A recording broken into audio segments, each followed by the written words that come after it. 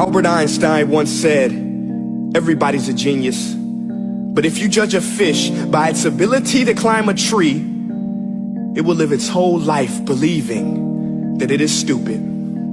Ladies and gentlemen of the jury, today on trial we have modern day schooling. Glad you could come. Not only does he make fish climb trees, but also makes them climb down and do a 10-mile run. Tell me, school, are you proud of the things you've done?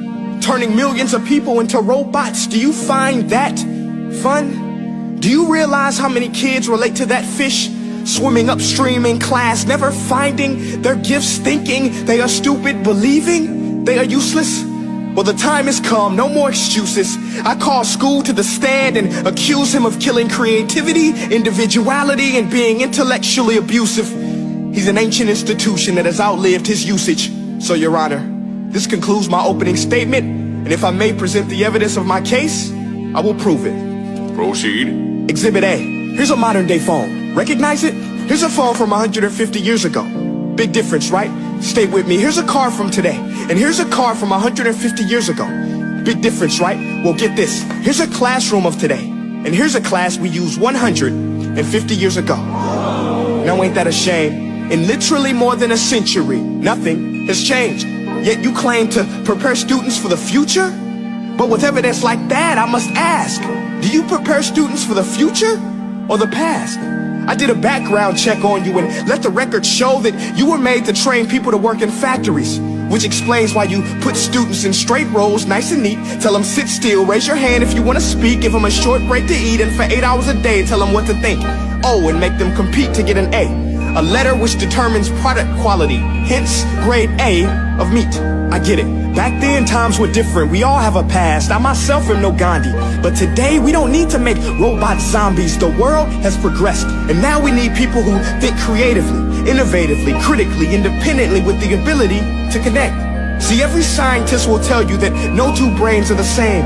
And every parent with 2 or more children will confirm that claim.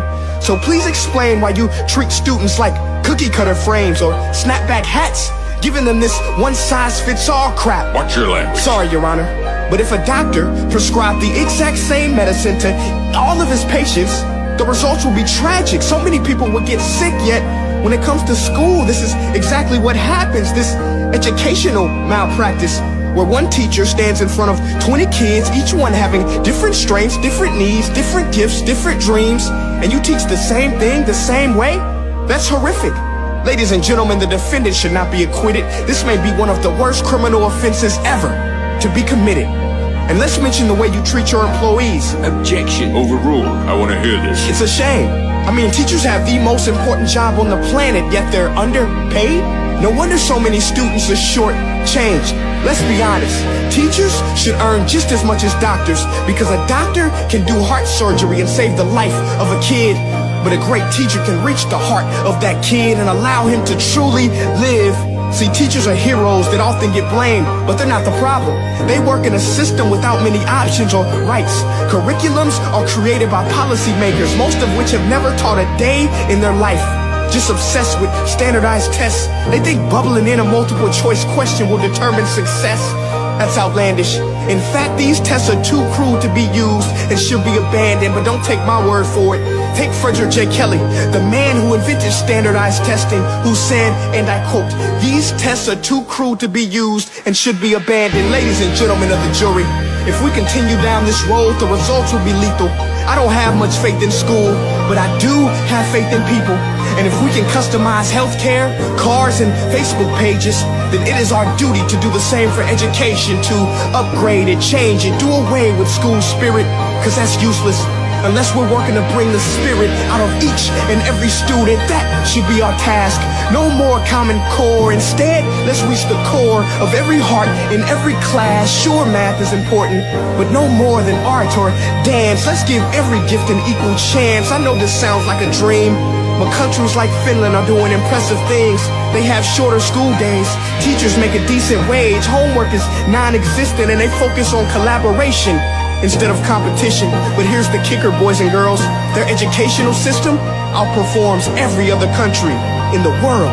Other places like Singapore are succeeding rapidly. Schools like Montessori, programs like Khan Academy, there is no single solution. But let's get moving, because while students may be 20% of our population, they are 100% of our future.